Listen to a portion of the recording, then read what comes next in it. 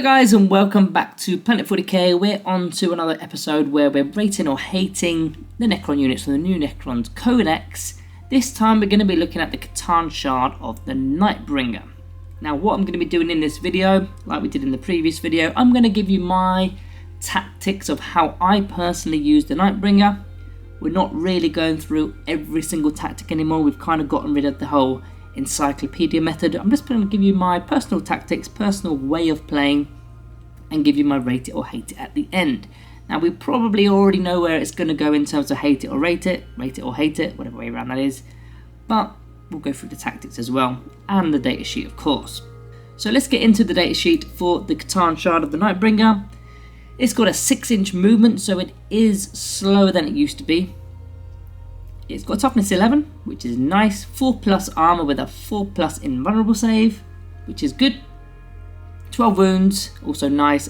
Leadership 6+, and the OC is 4. Now the OC I think is fine, although the Deceiver, the Ctan shard of the Deceiver has OC 6, which I find quite strange. Why don't they all have the same? Don't know. You tell me. As for the range weapons as well as the melee weapons, we're going to go through that now. I think this is the main reason for taking, or one of the main reasons for taking the Ctan shard. They're just absolute beasts when it comes to the damage output. The range weapon is the Gaze of Death, 18-inch range. That's plenty for a unit like this because they're going to be getting up front and in their face anyway. So that's all good. D3 attacks, Bliss skill 2+. Fine, you're hitting on 2, strength 12, minus 2 AP, d6 plus 3 damage. Now this thing isn't really even known for its range attack, it's more about the melee, but the fact that that's pretty decent in itself, you know, d3 shots, okay, that could be better, but this isn't really meant for a ranged Ctan, it's more the melee side. But d6 plus 3 damage at strength 12 is brutal. Now, the melee weapon, which is the main reason for taking the Ctan shard, you've got 2 profiles, which in itself is incredible. You're not stuck with having an option pre-game in your list, or one or the other. Like the Lich Guard, for example, you're taking either the Swords and Shields or the War Scythes. You can't change it up in game, whereas this Ctan shard can. The strike profile has dev wounds, 6 attacks, hitting on 2s, strength 14, which is all you really need. I don't remember anything going beyond sort of toughness 14. Even the monolith went down to 13.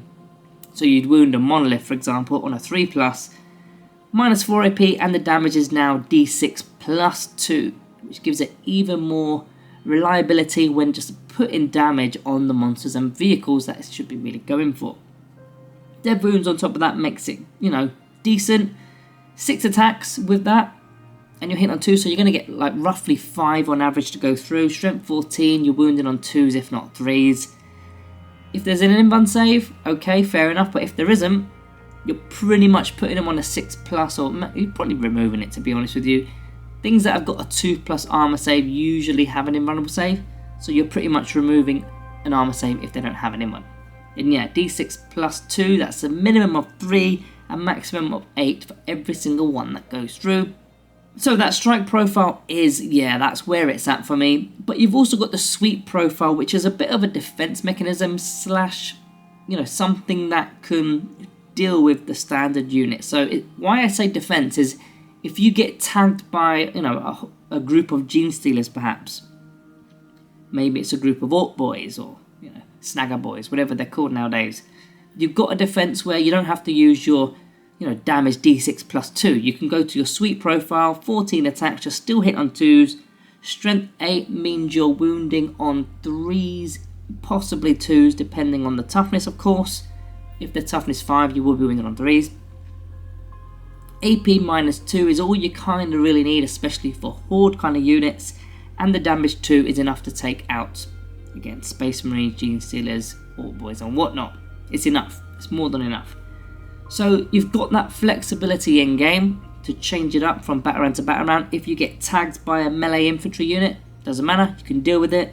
If you get tagged by something big, you can deal with it. But really, it's about what you want to do. If you want to go hunting for infantry units, you've got the option there. And again, if you want to go hunting for the big heavy hitters, you can. It's great. And I love having those 2 different profiles for one weapon. Now the abilities, you've got Deadly Demise D6, so if it does get destroyed on a 6, you roll D6 mortal wounds for everything within 6. 5+ feel no pain save is the new one, that's the big boy, that's nice because you've got a toughness 11 and you've got a 4+ invulnerable save and a 5+ feel no pain save. All those things combined are great, and we've not even got onto one of the abilities, which makes it even greater. Drain life, you've got the extra D3 mortal wounds at the end of the fight phase, and that's for every single enemy unit that's in engagement range. It's on a 4+ though, so you've got to roll first, but it's just added extra bonus damage, I suppose. But what I really like is this Necrodermis ability. I genuinely thought that we were going to be losing this ability. I had a feeling we were going to get a feel no pain save. I thought we were going to get a 4+ feel no pain save, but lost the Necrodermis ability. The reason I thought that is because there was obviously an issue with the Transcendent Ctan shard taking the enhancement. They've now removed that anyway, but I thought this would have been easier to do if you just gave a 4+ feel no pain save to all the Ctan. That way the Transcendent wouldn't actually need that enhancement anyway.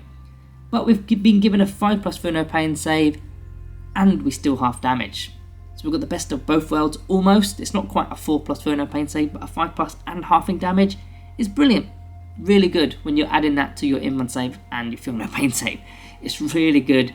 255 points this model is, guys, and at this moment that is too cheap. I'm pretty certain this will go up. Maybe at the end, I think end of January, they're going to be putting some sort of points increases in. I'm pretty certain the Nightbringer is going to go up. There's no way that's going to stay at 255. This is a 300+ easily, maybe even more so in fact. Now it's of course a monster, it's got the character keyword, so you can use pick challenge if you wanted to, we'll get onto that later on, and it's got fly. Cool. So what are my tactics when I'm using the Ctan shard of the Nightbringer? Now for the detachment, the key detachment I want to talk about today for how I would use the Nightbringer is using the Hypercrypt Legion. So that's the detachment where you can jump out in your opponent's turn at the end of the turn and go into strategic reserves. So ready for your movement phase, which is pretty much just coming up after your command phase, and you can pop in anywhere in the battlefield after seeing your secondary cards, which is also a key part of this.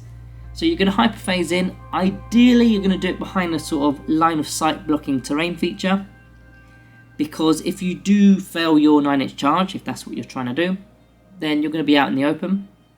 And if you're going up against a shooty faction, for example, like Tau, Astra Militarum and so on, you don't want to be left vulnerable. Even though he's got such good defense mechanisms, he can die to certain factions if they just purely target at him, especially at range. So come in behind some sort of mountain feature or anything that's, a ruin maybe, completely line of sight blocking, so that way you're minimizing the actual damage output coming towards him. What I would do is throw him towards the biggest and baddest threats that your opponent has got, and I'm pretty sure he will stand firm. He's that much of a beast. I've had Be'lakor multiple times, even in the index, let alone the codex where he's been bumped up. But in the index I had Be'lakor charge him, and Be'lakor didn't survive the fight phase. With the new codex, Be'lakor again charged him, didn't survive till the next fight phase. He's an absolute animal.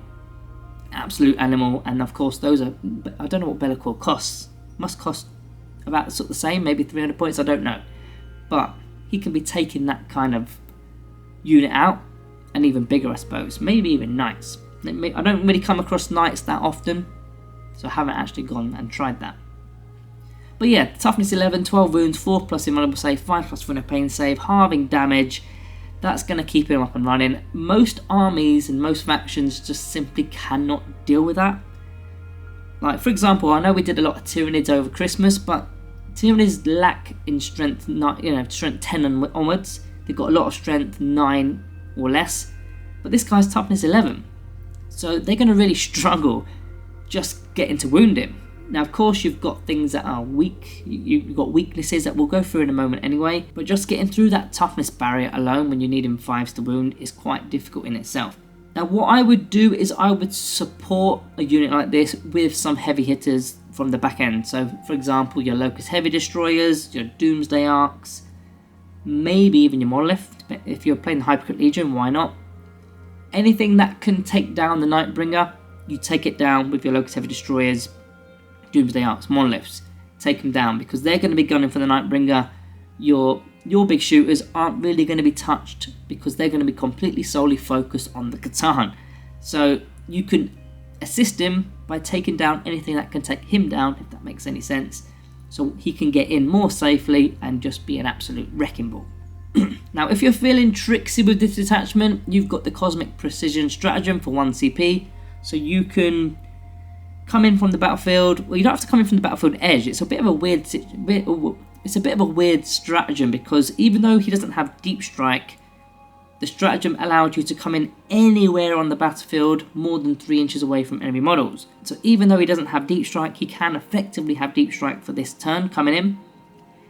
You'll only be 3 inches away, you can't charge. But if you're feeling tricksy, like I said, you can do your Gaze of Death range attack, soak up a lot of damage maybe you do get charged, and then yeah, your opponent is solely going to be focused on it. I think there's better units to do stuff like that, but you've got that option there with Cosmic Precision. Now in general, if you're not just solely looking at the Hypocrite Legion, just in general, I like to run a couple of Ctans. Now of course you can't have multiple Nightbringers because he's an epic hero, but I would start to think about the Void Dragon, I'd start to think about the Transcendent Ctan, even the Deceiver to some degree isn't bad. What I like to do is have multiple in my list and have like a very shock and awe type of tactic, especially if they're coming from strategic reserves. At 2k, of course, that would need to be, because you're not going to have enough for, you know, the 1k games. Putting 2 in reserves, you can't do it. Hypocrite Legion, again, I know we've just talked about that, but bringing multiple Ctans in could be really beneficial. Now we're getting some melee factions now, because we spoke about the shooty faction. What about melee factions? You want to go in with a screening unit. Now you could say Canoptic Scarab Swarms, but I like to use Necron Warriors nowadays as a screen. I don't bother buffing them up, I don't bother putting all the leaders on like we used to in the Index. No Overlords with the Resorbs, no Reanimators, no Ghost Arcs. I just put them in solo, 20-man blob. Doesn't even have to be 20 really, they're just meat shields now for me. That way those melee units can't strike our Nightbringer and take him down, because you've got to look out for certain things with the Nightbringer. He halves damage, but he can't half 1 damage weapons. So already there's a slight, it's not necessarily a weakness, but there's a way to get at him.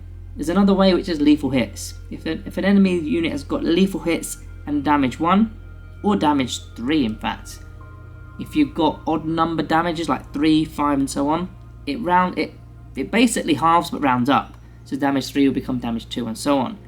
So when you combine all these things, lethal hits, damage 1, damage 3, there are ways to chip through his armor, chip through his defenses. So I would have a screen against those melee factions, but more often than not, he can just deal with them with his sweet profile. Now we mentioned earlier that he's a character, so you can use the Epic Challenge Stratagem from the core rulebook for 1 command point. I would do so if you can. Give him precision for that turn, for that fight phase, because if you get into a unit that's got a character hidden within there, with all the buffs coming out from it, you may as well clear the character. Now you may also have to consider assassination. If you've not got the assassination card, then maybe you're thinking, I don't want to use it right now, I don't want to kill that character because I'm minimizing my chance of scoring assassination later on. But if you've already done assassination, or if you don't intend on scoring assassination, maybe you want to skip it, you want to burn it, then fine, just kill as many characters as you can, get rid of the buffs and so on. But yeah, that is how I play the Nightbringer. Now it's kind of going into the rate it or hate it section, and we already know where this is going. I'm definitely rating this. This is probably an auto include, to be honest with you. At this moment in time, 255 points. If it gets to 300 plus, I still think it's an auto include. I think it needs to go, realistically, it's probably going to go to 325 to 350. That's when I'll reassess it, because that's when the points become a bit different. I still think it'll be good, but they might also nerf other things, we don't know. They could even take the halving damage thing away, we don't know anything, right? But yeah, at this current time, with the new codex without any updates, yeah, it's an easy one for me, I rate it. So guys, you'll have to let me know, I'm pretty sure you guys rate it. How do you use the Nightbringer, and what detachment do you use him in? Let us know down in the comments below, and we can all share our tactics and yeah, just get better as Necron players, I suppose.